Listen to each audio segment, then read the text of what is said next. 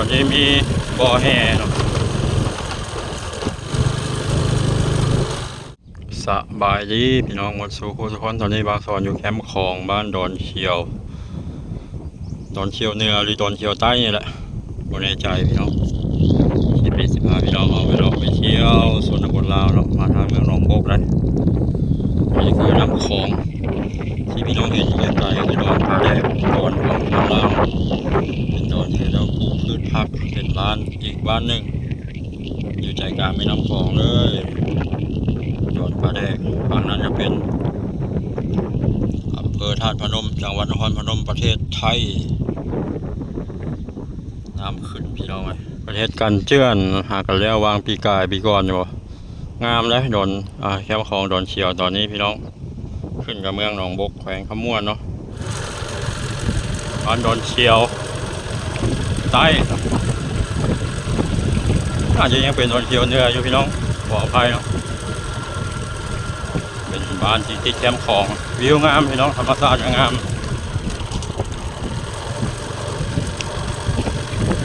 วันนี้เป็นหอปูตาของบ้านเพิ่นเนาะ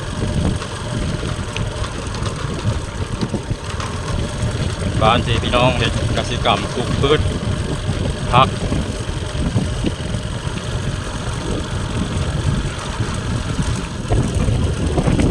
คลิปนี้เบาสอนที่ไปทางบ้านม่วงไทยหนองสะพังไปบ้านตาลเนาะ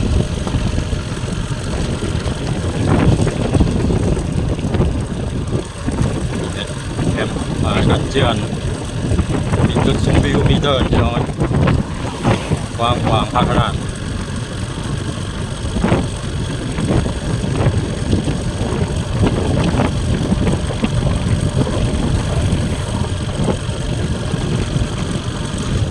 เป็นทางไปบ้านม่วงไทยวันนี้ฝนตกฟ้าแดดขนาดพี่น้องเลยฮ้อนเริ่มกลับมาฮ้อนอีกแล้วเนาะหลังจาก10 กว่ามื้อก่อนพายุเข้าพายุใหม่สักพายุถล่มทางแขวงขมวนเป็นไทยหลายเขตมีน้ำท่วมตัวจะเป็นทางเมืองอุดคำเมืองมหาไซเมืองยมราชทางท่าแขกหรือว่าเขตอื่นๆแต่ว่าเขตทางเมืองหนองบกกับเซบังไฟก็ได้รับผลกระทบ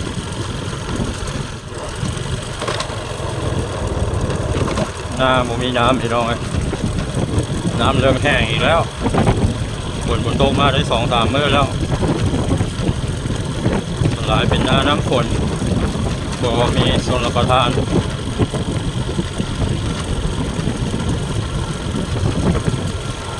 บางเจ้าก็เห็ดหน้าวานบางเจ้าก็เห็ดหน้าดำ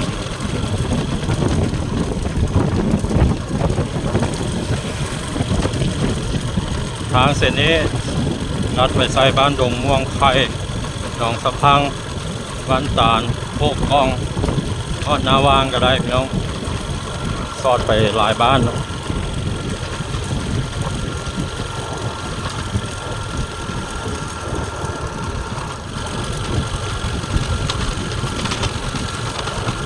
อากาศร้อนแห้งตอนนี้พี่น้องเวลา15 โมงหรือว่า3 โมงแรง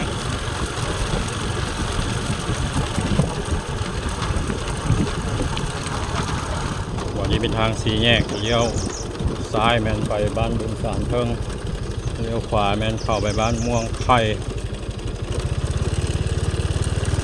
ที่เข้าไปทางบ้านม่วงไข่น้อยหนึ่งเนาะเป็นทางผ่านของเรา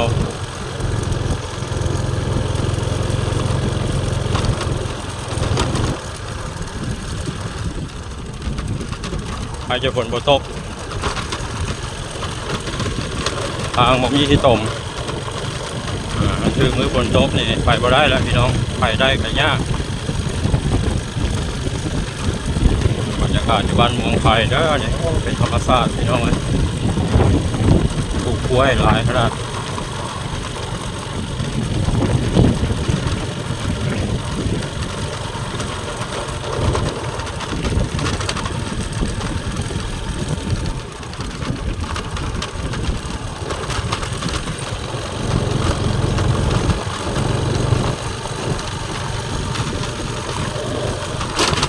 เจ้าเอาขี้หินแห้งมาถมทาง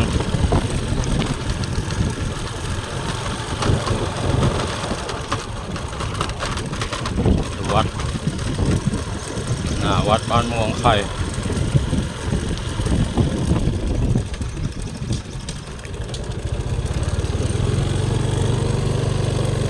สงบขนาดวัด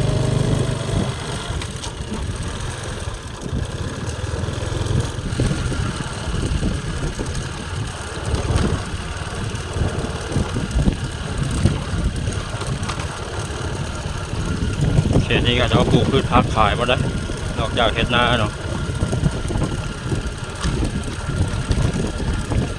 ปลูกพืชผักแล้วก็ยังเลี้ยงวัวเลี้ยงควาย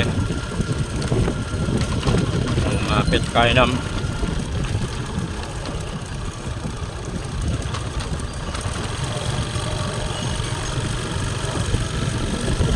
เรือนซานบ้านซองก็มีทางเรือนก็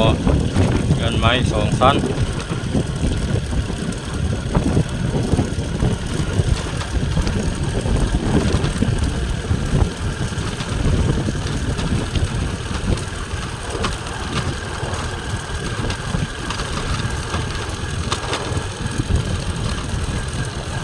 ยอดผมหินแห่พี่น้องไปยาก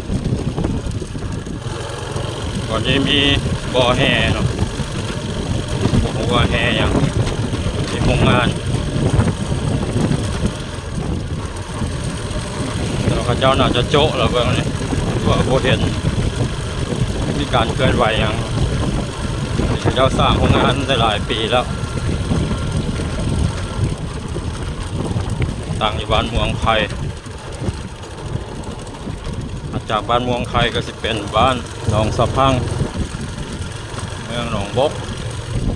หนองสะพังทางเมืองไซบุรีสวรรณเขตกับมีคือกันนะพี่น้องไปทางแก้งกระเบาเส้นทางการสัญจรไปมากับสิประมาณให้หลายพี่น้องยามฝนยามแรงเพิ่นก็มาเกตให้ไหมว่าได้ปูยางเพื่อเนาะสองทางกับซีมีแต่หัวใจสวนของชาวบ้านปลูกกล้วยปลูกหมากไม้ปลูกพืชผักเขตดินดำน้ำซุ่มแถวนี้นะน้ำอุดมสมบูรณ์บ่อึดมีน้ำบาดาลใกล้น้ำคลองเจาะบึ้ดเดียวก็ได้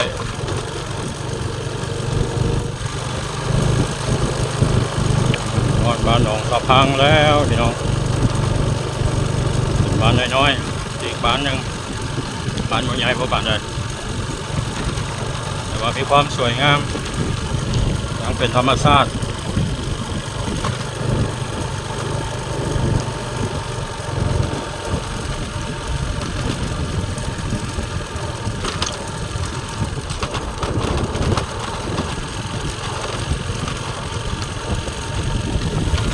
เป็นบ้านน้อยกับคนน้อยเลยพี่น้องบ้านใหญ่อยู่อาจจะได้ประมาณ100 หลังคาเรือน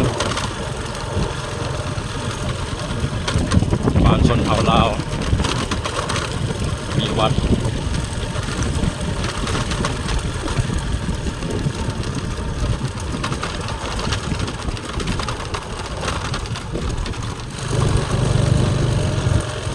อันนี้เป็นถนนใหญ่ใจกลางบ้านเนาะ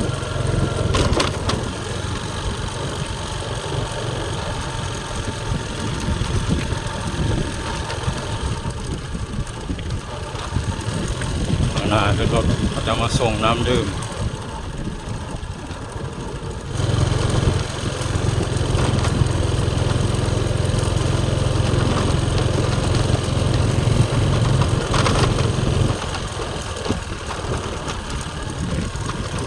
ยังเป็นธรรมชาติดีเลยพี่น้องต้นไม้ใบหญ้าก็ยังเขียวงาม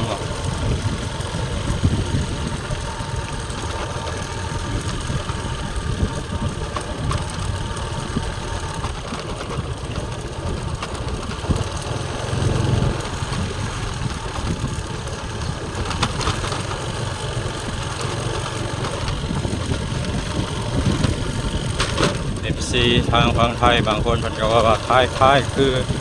ฝั่งไทยเมื่อ30-40 ปีก่อนว่าท่านแมนหรือบ่แมน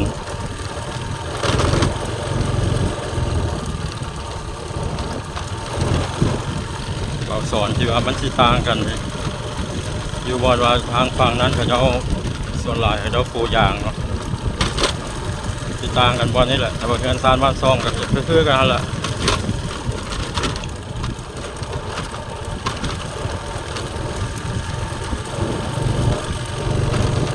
ผมนะกำลังเขียวงามพี่น้องเลย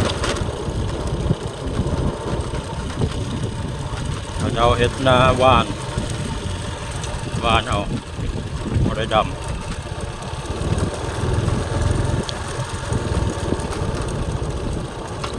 ผิวงามอยู่เลย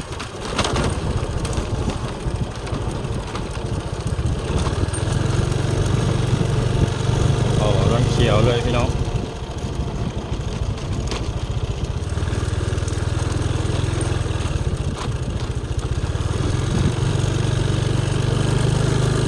ไปแต่ทางมูมีที่จมโอ้ฝนตกนี่เวนเลย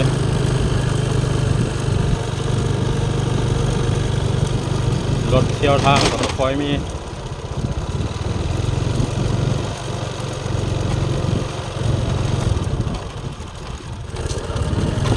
คอยไปพี่น้อง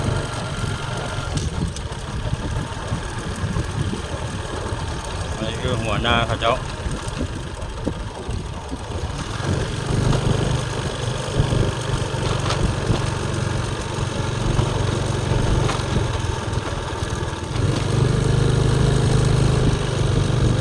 ไปสิวัดบ้านตานเทิงแล้วพี่น้อง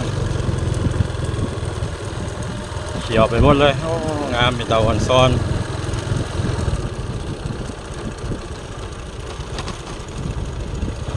ประมาณเดือน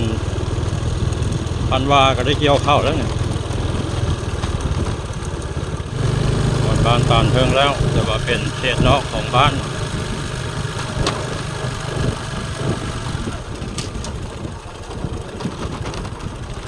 ตานเทิงบ้านใหญ่บ้านใหญ่ดีนะอยู่ในเมืองหนองบกเป็นตาแสงแล้วปัจจุบันเป็นตั้งเป็นตาแสงแต่บางส่วนเรื่องว่าเป็นใส่ซื้อตาแสงอย่างมีหลายบ้านมาขึ้นกับมีหัวหน้าตาแสงมันน่าจะคล้ายกันกับตำบล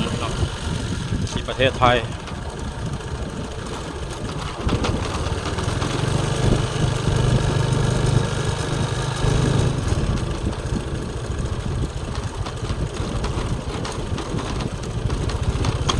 อยู่ภายในบ้านน่าจะได้1,000 หลังคาเรือนพี่น้อง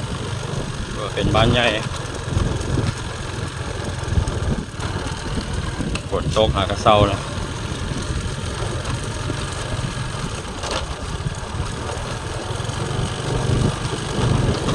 ตกแต่ว่าฝนตกบ่แห้ง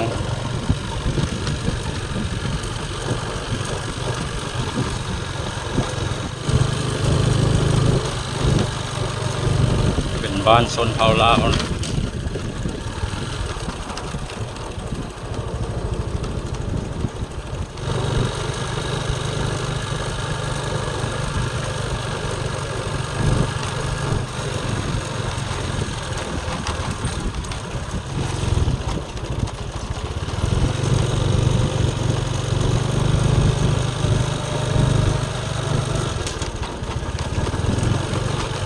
มีฮอตฮานมือถือพี่น้องเลยเป็นบ้านใหญ่อะไรนี่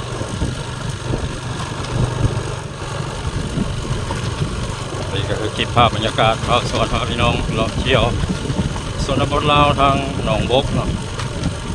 วันนี้ผมปิดคลิปไว้สำนีก่อนเด้อพี่น้องคลิปหน้าพบกันใหม่สบายดี